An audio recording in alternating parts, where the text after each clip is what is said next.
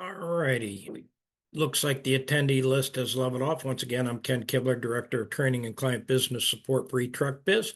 Want to thank everybody for joining us on this short week as we start peak.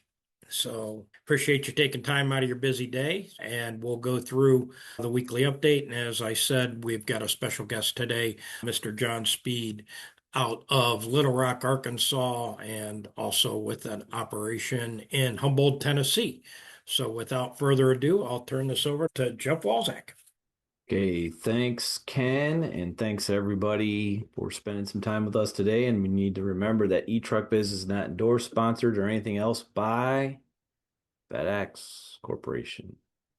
All right, so we here at eTruckBiz want to help you do something. We want to help you simplify your business and help you make money while you do it. So transitioning to Network 2.0 means a lot of things, but it mainly means increased complexity. FedEx is then burdening you with making this transition. Network 2.0, by virtue of the logistics involved with express volume, inherently reduces your current efficiency and productivity. Drivers will experience more frustration and because of this, make more errors. FedEx will tell you 2.0 is coming, but then they're going to do little to help you fix your problems brought about by them having you change your operation. So here's the problem. Increased admin requirements, completely different service standards all contribute to changing your business. Mr. Speed's going to tell us here in a little bit how your business is changing, and it's definitely changing. But here's the thing, you will have no choice but to figure out how to change with it. More than ever before, it's all about what's happening in your trucks. We need to help you do whatever we can so you can place more of your attention into what's going on in the trucks. Here are the things that are going to drastically change what is happening in your trucks. You're going to have time definite deliveries. You're going to have something called TSA qualification. You're going to, as we just found out, we're going to talk about later here, you're going to have more large packages. There's now, the last few days have been announced, new maintenance and appearance standards for your equipment. Same day on-call pickups. Hazmats and DGs, are they coming? Smaller operational windows, it's already happening. And something called wave dispatches that we talked about a bunch back in the day. All those things are making things more complex. So the goal is to eliminate your non-revenue producing tasks so you can focus on the things that produce revenue, which is what happens in the trucks. You need to remove unnecessary administrative tasks, employ a system to monitor and improve operational engineering and efficiencies, utilize a financial methodology that simplifies and provides clarity to cash flow and margins, and tie it all together with a software system that contains all needed functionality from AI-powered route optimization to a needed dispatch IQ tool that keeps you in control of your operation. So, Becca is going to tell us how we can do all that, I hope. I could do my best Beck impersonation if needed. Looks like you're going to have to there, Ken. Okay. She's Have you having ever internet problems. Okay. Have you ever encountered any of the mentioned difficulties running your business? This typically happens due to less than efficient operational and administrative practices. Basically, what we're talking about is kind of standardized procedures and processes, which is only getting tougher from the added complexity of Network 2.0, as I think John will attest to here shortly. Definitely understand how there are difficulties, low margins plus poor productivity, stress, and feeling overwhelmed. You shouldn't have to work so hard just to struggle to get by. You're going to work hard every day, so let's maximize your effort and your results to produce the profit that you're looking for there. do that through the business growth and support system, several different programs, the budget IQ, the performance IQ, and the admin IQ, which are all being supported by the business operation support software, otherwise known as the BOSS. So with all of these things in hand, they're there to help you make your business run smoother and produce the profits that you desire.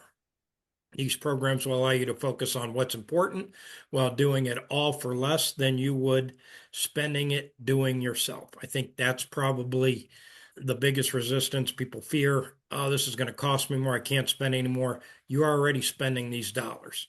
All these functions are priced under your standard budget. You won't have to worry about training or turnover again because we're going to be here. You'll use the same system and processes that the very successful FedEx contractors use, like Mr. John Speed, and time savings alone are worth utilizing the programs. Once again, business growth and support system. How do we get it? It will, one, create a business blueprint, free business analysis, budget and planning session to plot your course. This is normally a $495 charge. We're going to do that for free for you. Two, you're going to implement the system. Let's roll up our sleeves and execute the system together, get results, finally get what you always wanted out of your business. I think that's a reward for doing the number two, rolling up your sleeves and executing the system with us and doing it together. Your results could look like these. This is in the BOSS system. This is a year-over-year comparison of revenue from 2024 compared to revenue of 2025. This CSA did change some, as all CSAs are 90% of the CSAs will change in Network 2.0, but you can see just by looking at this, the green, holy smokes, there's been a ton of growth, revenue growth in this operation. And these are actual results from a service provider that has been on the BGSS for a little over a year. We will have him on soon to tell you how he absolutely turned this operation around. Maybe next week. Maybe. Outstanding. I'm going to wait till after peak to get started. Now, you want to start this process now, just like you began preparing for peak a couple months ago. You want to prepare for your new year a couple months in advance. So how do we do this? Immediate driver recruiting. This is the most critical time to ensure that you are ready for driver turnover, because you're going to have some driver turnover in Network 2.0. No ifs, ands, or buts about it. You cannot have too many candidates. Once again, candidates. Financial visibility into peak operations. That's very valuable. One of the most difficult things of peak is I got all this revenue. And then January, I got all these bills. And then the revenue dips down. So this is going to give you visibility into peak, see what's happening in real time during peak so you can affect change to the inevitable. Once again, that revenue is going to fall off in January. And then the rental bills are going to come in January. So you want visibility now. Engineering and route optimization, monitoring this in the chaos of peak is near impossible. Most lose control. It doesn't have to be that way. So you got a lot going on. Late dispatches, trucks don't make it, people calling off. Today we've got extra volume. So let us help you, just so we're not throwing people and routes at the problem. Let's engineer and do it right. And that's what we're here to help you with. To get the boss, get good with your biz. Scan the QR code. This will allow you to schedule an appointment with Becca, because she's way more talented at those things than I am. So please use a QR code, schedule your appointment. So at least get that business analysis. You're going to just find a ton of value in a $495 value for free. So looks like we got a question in here. Okay. We have been integrated since March of 2025. If anyone had to take something away from today, it is recruit, recruit, recruit. Yes, because as Jeff said earlier, the culture change is immense. And yes, it affects you, but who does it really affect? It really affects the drivers that have been able to run their day however they wanted to run their day, be where they wanted to be, when they wanted to be there. And That doesn't happen anymore in Network 2.0. Okay. Good job, Becca. I mean, Ken. How about that? Nice job. Got to come in from the bullpen every once in a while. That's right. So this week's poll question. Just don't ask me to do that. I don't ask me to do it either. If you don't spend as much time as you'd like watching what is actually going on in the trucks, what is it that's keeping you from doing it? But Mason, can you put the poll question up there somewhere? So if you would, those of you that are on here, will you please answer the poll question. What is it that keeps you from watching what's going on in the trucks? In the trucks is where the business is, where the money is made. Or the battle is won or lost? Everybody said not enough Oh, I'm time. sorry. Nah, what am I yet? Yeah, not enough time. So, boy, Okay. do we have a solution for you. Yeah. Okay. I guess that's those who want to answer. All right. So I guess we'll end the poll. Okay. So not enough time. Well, here's what you do have. Maybe this is why you don't have enough time because we look at the volume from last week. Woo. Pickup stops are on the move. Now, I think this is a 2 year look back. Usually we just look back at this particular 12 months, rolling 12 months. But I think this is a 2 year look back. So first of all, look at all those pickup stops getting on the vans for over the last 2 years. And here you can see the packages starting to move, which is again characteristic of peak. Now, on the delivery side, definitely on the way up. Look at that. So, and then look at where this is kind of starting before you get to the last 2 years of peak here. Can you see that cursor, my cursor thing in here? Yes. So if we start here-ish, that kind of corresponds to here. We're going to see this week have a little bit of a mini spike, hopefully, or maybe you all know that's happening right now. But then look out if these trends are any indication of what's going to happen. It's going to get nasty. So there And you this is go. the first week where the Sunday for many of you will be included. Hmm. So there's that. And of course, we want to look at our productivity. Well, we're putting the routes on the road, but the good news is hopefully it's somewhat productively. 101 stops per dispatch. That's awesome. Back over the century mark. The only thing here is just look at some of these from years past. Now, not too bad versus here, but definitely not as good as where we were at last year at this time. And I will tell you, yes, this is because a lot of our clients are in the 2.0 already, and that does affect productivity. All right. So there's some news. First thing is we already said it. A point was made yesterday that large packages are coming. So if you guys watch your MyGroundBiz account, there were two, not one, two articles all about large packages. So optimization challenges, costs, safely doing it. Let me just ask you, does FedEx usually waste time putting stuff up on MyGroundBiz that they don't necessarily want to get across? Nope. No, they put things out there that they want to make a point of, and one could surmise here that it might be time to unleash some more Amazon large packages into the FedEx system. That might be what they're trying to tell you here. So if the volume, regular volume's going up and throw in a bunch more large packages, let the fun begin. And if you didn't see it, there is a picture of a driver with a hand cart. Not all trucks have hand trucks in them. I think that's trying to say, hey, prepare your equipment, handle them safely, which means giving a driver a hand truck and hopefully the right type of hand truck, hand trucks that go upstairs easily. There's a different hand truck for a mall than there is for delivering in a residential area. Okay. So there's many new enhancements coming for 2026 for the business growth and support system. Seneca who's the Director of Finance and Administration.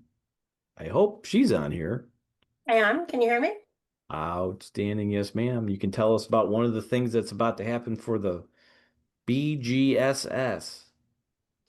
Okay, so we're very excited to tell you about some improvements that have been made to our driver recruiting platform. So our admin IQ customers have already noticed some of these improvements. And what we can do now is track the process of your candidates through First Advantage and actually screening. So you will have a glimpse of the status of all your candidates, whether the recruiter has talked to them, if they've been screened. You can view the notes that the recruiter made about the candidate. So you'll have all this information in Boss at a glance. And if you want more detail, though, there is more information by clicking the View Documents button. But basically, this gives you a view of real-time process tracking of your candidates. So you know what's coming down the line.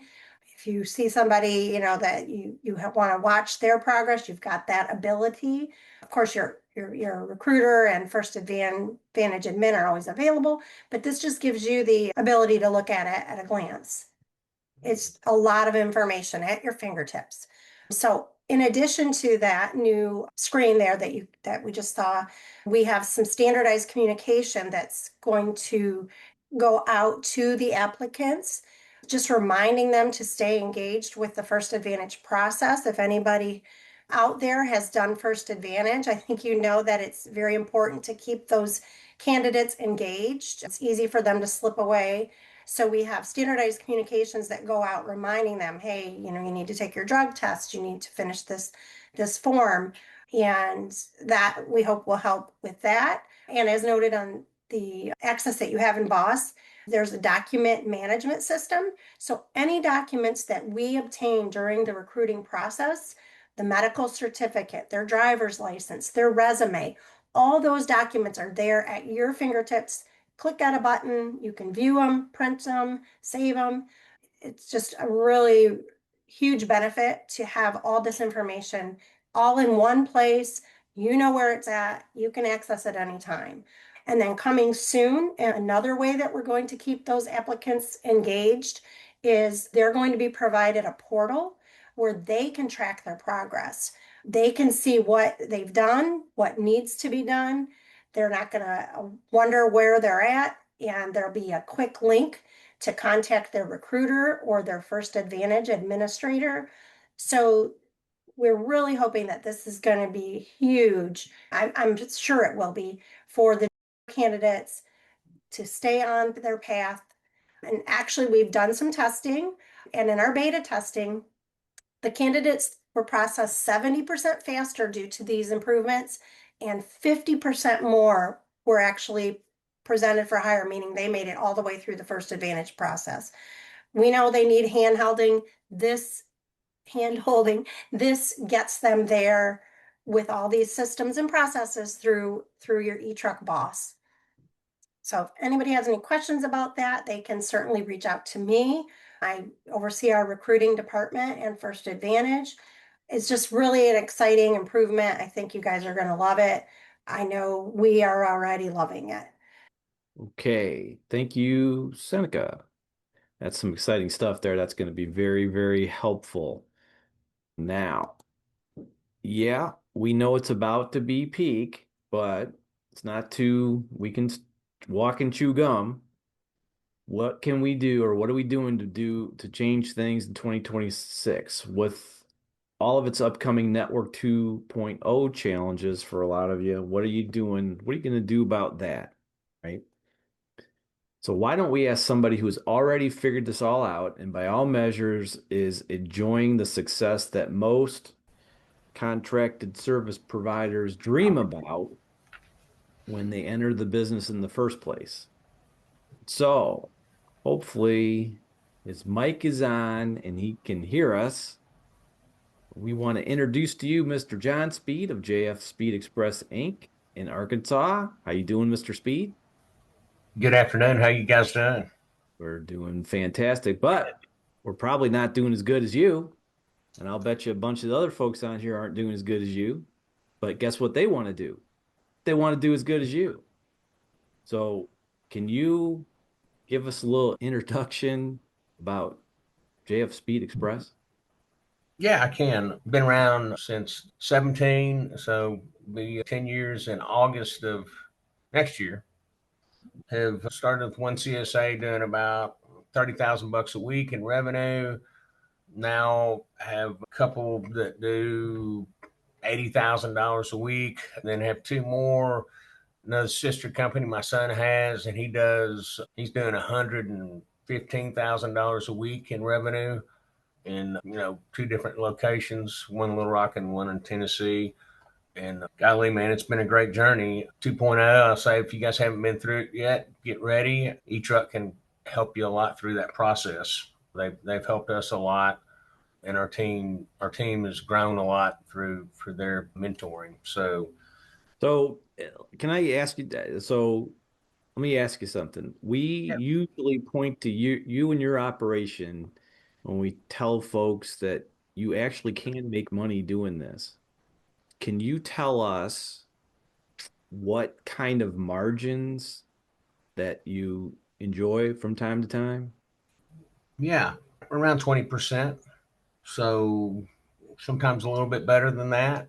We use your guys' processes exclusively to do it, and some of the things that we've done, there are key systems and processes like driver recruiting and operations monitoring that you have to understand and standardize first. And then when you get to your key people, you got to take some key people and make them part of your team, like your business contacts. You get everything rolling, be in constant touch with your business, and then until you start getting the results that you want. Of course, the key to doing this has really been for me has been using eTruckBiz. I've been with eTruckBiz, I think, probably 7 of those 9 years that I've been in business. It took me about a year and a half to find you guys. And so been through my fair share of problems with FedEx. Had a CSA partially taken away from me probably 3.5 years ago. Kind of fought back from that. And So and it's not all been smooth sailing, right? Because no, folks no, think, it's been my fair share of challenges, and but it's all. I had some bad luck too. I had a business contact that died on me. Okay, and then another one after a year, maybe 6 months, he left me. So 1 and 2 left. So that was a tough deal, and I had a big CSA at the time. It was a $3 million CSA. And so they hacked it back and kind of right sized me again. I got positive control back of my drivers, and been in the rear view really ever since. And you guys have done a good job of changing and evolving your business to help contractors change what we do with the way FedEx has changed over time. Because FedEx is always going to change. And if you don't like change, you better get out of FedEx's way because they're going to change. that's And they're right. going to evolve their business to stay on top of their market share. And that's the only way they can survive in the transportation business because it's a changing business. Well, you all you need to do is look at UPS and say, well, they don't want to change too much. So they can't change. Yeah. They have something called the Teamsters that makes it damn near impossible for them to change too much except for paying people more, which everybody Mhm. likes that. But guess what's happening to that business, right? It's in trouble. So, Yeah. are there any specific strategies that or system that you can help that could help other contractors improve their financial? Yes. I can't One remember. vital element to clear operational financial goals is based on accurate data analysis and integrating the matrix and performance indicators has helped us stay accountable and continuously refining our operations. So that's kind of a fancy way of saying eTruck's going to give you good data and it's good stuff that for you to keep up with. And if you keep this stuff top of mind, you know exactly how many stops your trucks are running on a daily basis, and you can beat that easy number that FedEx, that eTruck puts up there for you, and beat FedEx's number, because they give you the numbers now. They used to not do that, but they do it now. And that's helpful. So when their engineers go in and design these routes, they tell you how many stops you're supposed to run. And if you can beat that number and still make all these metrics that we have to keep up with now, because there's about 5 or 6 of them now, guys. So it's a lot to keep up with. But if you can beat that number and stay efficient, even under 2.0, you'll make money. There's a question that goes right along with that. It says, what is your efficiency percentage? For my Russellville stuff, I'm supposed to be at 85, and I run. I used to run about 125, 130. Okay, now I'm running about 117 with 2.0 in place. Good. According to FedEx. So, and that's the lowest I've ever been, actually. Okay. Efficiency is one thing and productivity is another, but we won't get into that just yet. So what do you, Mr. Speed, what should contractors prioritize first in their operations? What should be one of the first things you should think about? You said it already. One of them. I did. Yes, you did. How many stops are on a truck? Oh, Right? yeah, the easy number, man. Yeah, you gotta make sure you prioritize that so that you can make money. What happens if, let's say your easy number is 100, and let's say you send the truck out with 40 stops on it. Then what happens? You're gonna lose money. Why did I send a truck out with 40 stops? Yeah. I don't know. Maybe there's a darn good reason, Yeah. like it's a trainee or who knows what it is, but doing that too much ends up costing you a lot of money. It does. It sure When does. we look at your numbers, you rarely, if ever, do something like that. But if you do, it's something happened, right? There's some crazy thing. But there are people that do it all the time and don't even think about it. Well, you said, did you know you sent out a truck with 40 stops? Well, yeah, but this. What did you know you Cleanup route. It's a Yeah, cleanup. guys, routes? I Well- don't really. I pay attention to how many trucks I send out like that. But the biggest thing that you have to remember, my business by the averages. So if my guys can go out and average 115 that day, that's a good day, right? Because I'm going to have some trucks that go out with the very few stops on them, because I've got to make PO service. So not all my guys are going to do that many stops, but I'm going to have some guys out there that are doing a couple of 100, 250, so that I can make my averages work. So you've got 10:30 deliveries when it's not peak season, right? Mm-hmm. And how far is Russellville from your station? 86 miles. Okay. Last I checked, it's about an hour and a half drive, isn't it? Yes, sir. So we call them air routes. So we dispatched a couple of air routes early, and most of those POs, those 1030s, Russellville's a town of about 35,000, and you can see, and they're kind of gridded, and it's all kind of downtown, Main Street, hospitals, stuff like that. So we'll send those people out and make sure that we can make service on the PO routes. And it took us a little while to master that. Didn't master it as quickly as I wanted to, but we finally got it down. So that was exciting for us. It just took longer than I wanted as a contractor. Okay, so let's talk about something else here. How does having access to real-time data, and this is going to be huge going forward for everybody, how does having access to real-time data play into your operational decisions? It allows me to make decisions on my operations on real-time data quickly and adjust my operations, because we're always adjusting operations quickly so that we can, if we have a breach somewhere, we can take care of it and make sure that we stay profitable.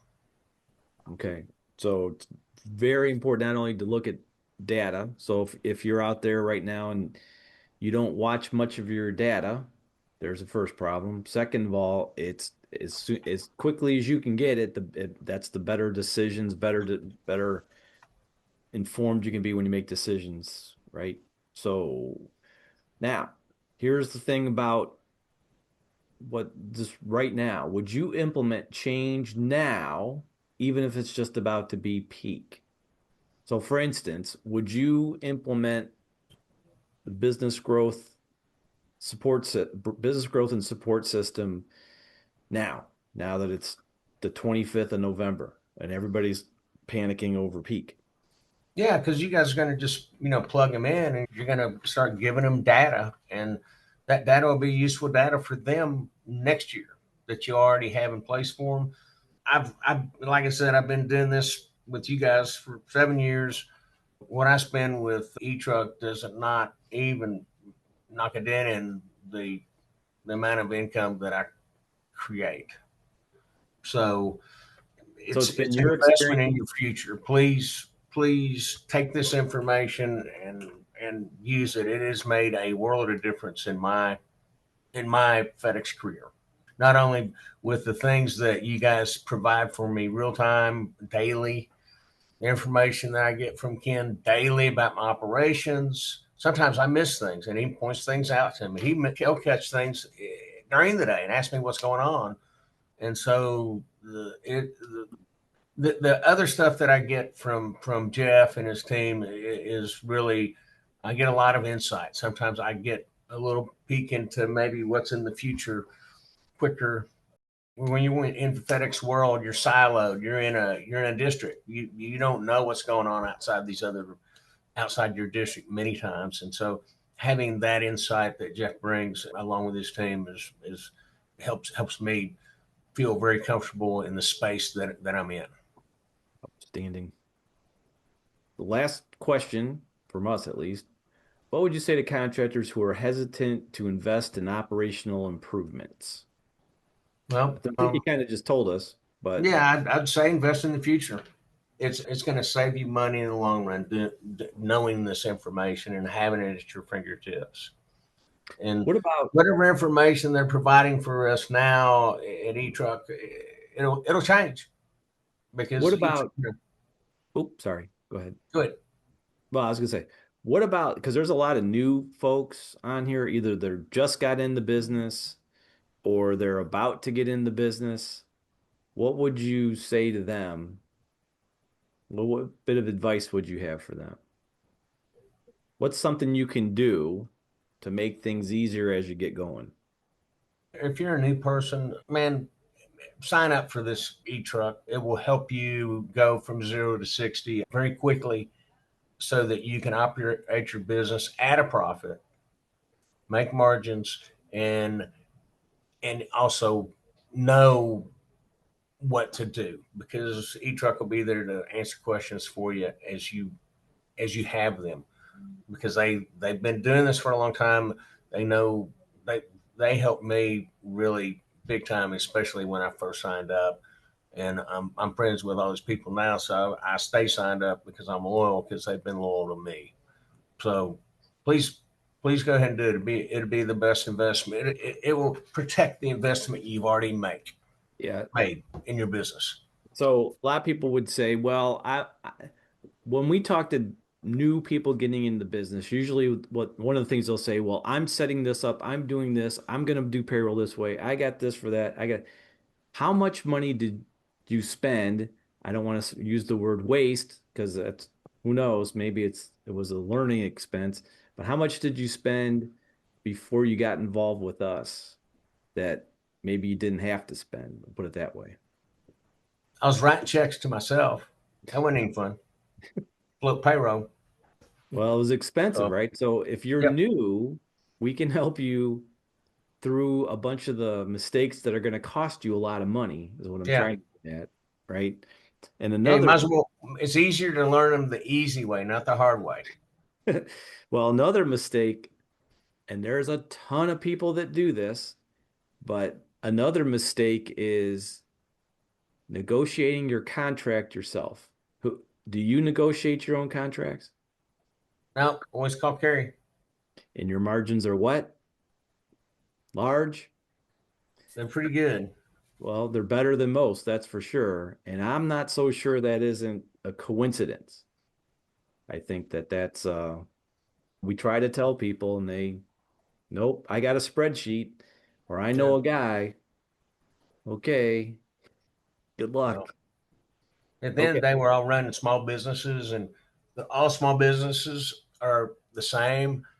This business is just different because FedEx does do a whole lot for you as a contractor. I mean, you get a lot of benefit from these guys, and if you can figure out how to squeeze that money out and make good money doing it, it's a great dynamic business. They pay you once a week. You don't have to go collect the money. It's it's a hell of a deal if you can squeeze out 20% of it. That's right. Hell, 15% is good, right? It actually is. It actually is whenever your revenues start, whenever you start getting more income in, and FedEx is paying us a little more money now to do what we do because of 2.0. I was just going to say that. So so for those that aren't 2.0 yet, has it been your experience at FedEx? It appears that's opening up the purse strings a little bit when it comes to paying you for 2.0, Yes. and maybe significant, maybe is not a good term, but more than before. You could, if you showed them what my revenue was and is, they'd be shocked. That's why we Just based showed. on, I went from having a $45,000 contract to having a $60,000 contract on a weekly basis. Yeah, that's why we showed this slide back before. I don't Yeah, think we should show it it was again, but something like that. It's pretty good. yeah, it's if you Yeah, hang in there and have the proper systems and processes in place, this is a great business for those new folks that are watching this. Okay, so Ken, is there any other questions out there? Right now, there was only just one comment about the graphs to use a different color and line for 2024 versus 25. There are no other questions right now. But one thing I'd like to stress, John hopped on with eTruckBiz because he wanted something to change. He was working hard and wasn't getting the results. So he came to one of our classes in Huntsville. I think that was his first step into the eTruckBiz world. And what did he take back? I think it was keeping the trucks on the road a little bit longer. And yeah, lo and behold, the trucks on the road a little bit longer worked. They definitely started to get the productivity. As you said, he was running about 125 stops per driver day. And then came Network 2.0, brought him back down into the 115 range, but still exceeding the margins. And I think that what the efficiency that FedEx expected. Why? Because the trucks were on the road over 8 hours. That's where he started. And then now all of a sudden he took the back office functions away from him. And believe me, John's got one of the best admin people that I've ever come across. Miss Alyssa is fantastic. Now she gets to do some important things as well. While we do all the payroll, the recruiting, all that she does not have to do. She's still heavily involved, didn't take a job away from her, but now all of a sudden she's involved and John's involved working in the biggest thing she's worked on is the Veeder, which for operations, there's probably enough there to keep you busy. Maybe still have time for lunch. yeah, Uh, so yeah. I said for you new people out there, the first thing I did when I got back to see my drivers and I started getting all this data, and there was a lot less data back then, right? Y'all have changed a lot, but it was that productivity sheet that they send you each week. So every week I'd make a copy of those sheets and I'd put them on my driver's seats on every Friday. And as soon as I did that, it took about 3 times where they're all looking at, because it's every driver that I got and stops and all that stuff that they do, stops per hour and stops per guy. As soon as I did that, man, the productivity went through the roof. That's all I had to do. Didn't have to say anything to them. It was just that simple. Put that piece of paper on their seat, and it just took off. how about for your BCs? Do you have any incentive plans for them that have help yield some good results? They get incentivized on my matrix. So I safety, service, the matrix that I get out of the FedEx stuff. What do they call that? The Spotlight? Spotlight. Yeah. So I'd used what they gave me and just set up an incentive plan based on those matrix. Hey, John. Go ahead, Bob. Hey, Bob. So they get bonused on if you make money. If you don't make money, they're not getting. They get bonus if I do well on my matrix, right? They get a bonus for each one of those matrix. Excellent. And as I said, and you utilize the records that are in Spotlight because that's the FedEx. But I think the one thing you alluded to that eTruckBiz now gives you this data every day. Tuesday for this week's results, not going to change this week's results, but if you get some feedback from, chances are it hopefully will change your today and tomorrow, and that will hopefully change the weekly results, correct? Excellent. Maybe they're feeling some pressures. If it's a month in the rear, right? I mean, that's how I pay a bonus anyway. Excellent. Everything's a month behind. Yeah. Got another question on your bonus structure. I know are there, like you said, the safety? Is there a certain percentage that you give on safety, certain percentage on stops per dispatch, certain scores or something like that? So. Now, what I used to do is just use those percentages that FedEx had set up. And of course, they changed it for peak, right? But I'll have to just adjust it for this month because they out. Yeah. If you are putting together a bonus, any kind of management, safety, of course, got to be at the top of the list simply because if you're tier one, you're not going to exist. So there's not going to be any bonus program whatsoever. And then, of course, you have to make money to share money. So there per dispatch will, yeah. And then said all those other metrics are definitely important. Stops per dispatch, service. Once again, you got to be able to play the game. Yeah. 99.0. If you're not over that, you're really not playing the game. Even though the contract says 98.5, you really got to be at 99.0 consistently to play the game.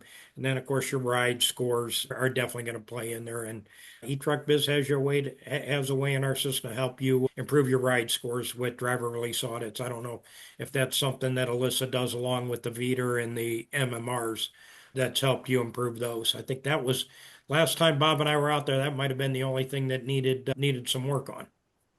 Yeah, I mean, we've changed so much since y'all been out here. I've got one more admin person that works for me now too, because we've grown so much, and with 4 operations versus just having 2, it's been.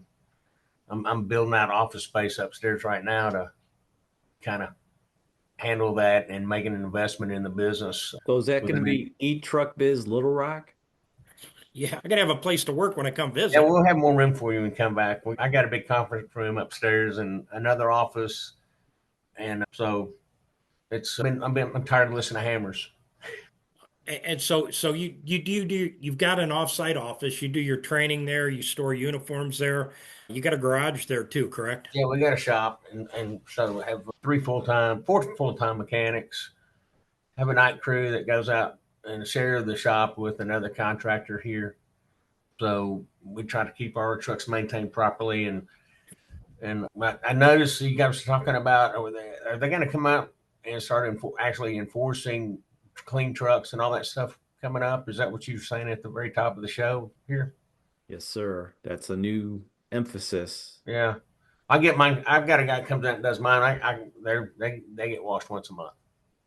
So I'm already on that. I mean, I like having a clean fleet. I think having a clean fleet really adds to a driver's level of being professional, and the appearance of our equipment is very important. Well, I think the important thing there is you make the margins that allow you to do that, right? Yeah. All these things you're talking about, you have to make the margins first. Yeah. Right. And that's the hardest thing in this business. I mean, there's a lot of things that it's not. You don't have to have inventory. You don't market. You don't sell. You just have to make the margins. Yeah. That's been the easiest thing for me. The other stuff gets hard. Making money's not a problem. It's always been about, well, the safety is the trickiest part. Really is. That culture that's the tough one. Yeah. And you make the money because drivers are on the road running the stops per hour that they're supposed to and the total stops per dispatch. That's why you make Yeah. the money. And a good contract negotiated by Miss Carey. That's right. So that looks like all the questions, and we took a lot of time today, but hopefully everybody found this very valuable information. We like having our customers on and saying how they did it. Yeah, and And hey guys, if y'all have questions for me and want to get in touch, please just get in touch with Ken or somebody, and some I can suggest or help you with. I'll be happy to. I would encourage you to take them up on that. So don't hesitate to reach out to me. I'll put you in contact with Mr. John Speed. Since we don't have any other questions, I think we are planning to be back here next Tuesday. That'll be after Big Monday. So we know everybody's going to be busy on Big Monday, but we'll be back here. We can talk about the wounds that we acquired on Big Monday and then our plan for the rest of the week. If we don't talk to you before then, please have a safe week. Enjoy the time with your family on Thanksgiving. And then let's have a safe, profitable week. See you next week. Bye-bye. Go Buckeyes. Go Buckeyes. Yep, go Thanks, Buckeyes. guys. See you.